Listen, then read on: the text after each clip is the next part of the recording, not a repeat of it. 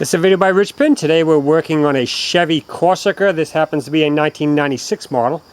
And we have a check engine light on. So we got to go in there and see what the code is stored in the computer. I just did a scan and we've got a P0140. The rear O2 sensor behind the cat is detecting no activity. Now this vehicle has 119,000 miles, so I would not suspect that the catalytic converter is shot. It's probably just the O2 sensor. Let's take a look at our live data, see what we see. I just ran the car. It's not running now, but while it was running, the rear O2 sensor, the voltage did not change. It stayed the same. So we weren't getting any information back to the computer, any voltage change. And of course, it doesn't look like we have any intake leak, which would lead to this code, or exhaust leak.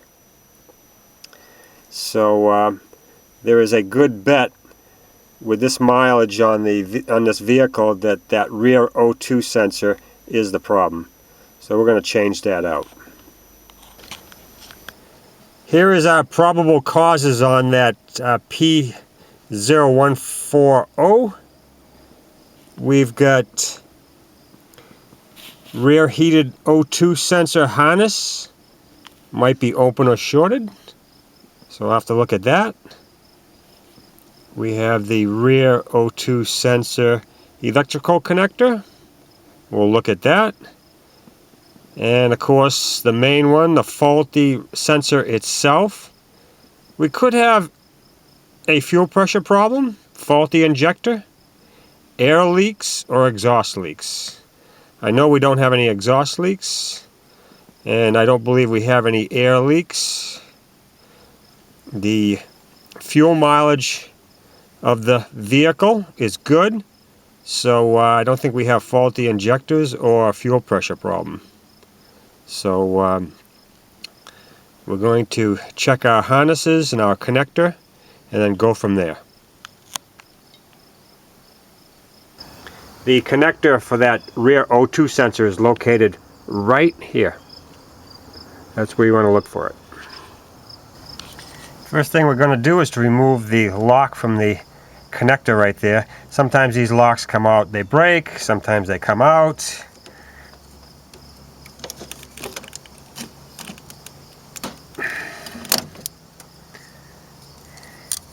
And sometimes they mangle pretty good like that. Now, once we get that out of there, we can lift up on the connector and pull it out. Now we can take a good look at it. Wow, seal's nice and clean. Connectors and nice and clean and not corroded. Pins inside there are good. Okay, so what we'll do now is we will trace the wire all the way back to the O2 and see if we see a problem. Okay, we already checked the wire down to the rear O2 and it looks good, no chafing, cut.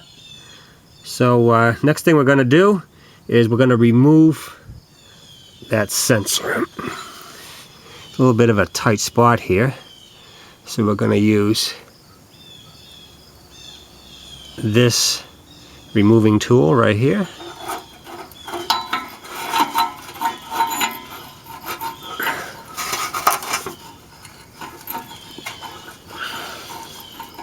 I've put some penetrating oil on the sensor,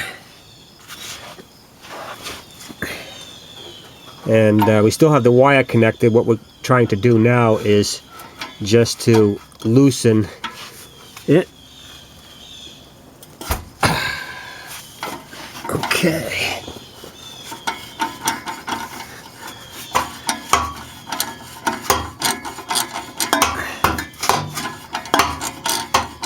get that sensor loose. Okay, good. So now what we're going to do is, now that we have our sensor loose there, is we're going to remove the cable. Now right here, it looks like we will remove this 8mm bolt on the shield because the wire is behind there. Push that out a little bit, and we want to keep track of where all our clips are. And in the front, where it goes up and snakes up around the motor, what we're going to do is we're going to take a couple of pictures, make sure we get our routing correct, because it goes behind a lot of hardware up there. So that's what we're going to do now. Alright, we got our wire here in the front disconnected from up above. Let's snake it by the tin work here, and that clip there, and alright, now everything's loose, and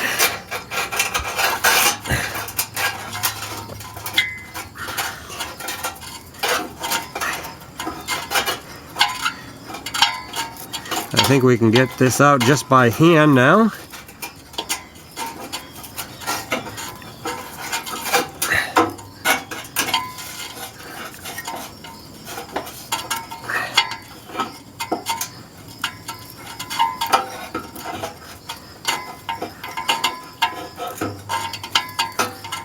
Some of these rear ones can be stinkers, you know, if they've been in here a long time, and especially up here in the Northeast. There we go.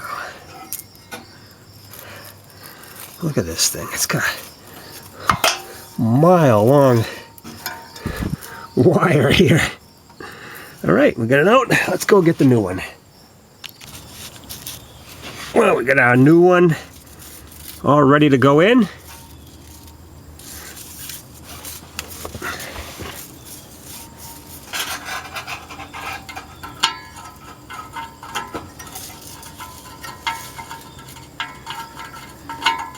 Of course, we always want to start it by hand.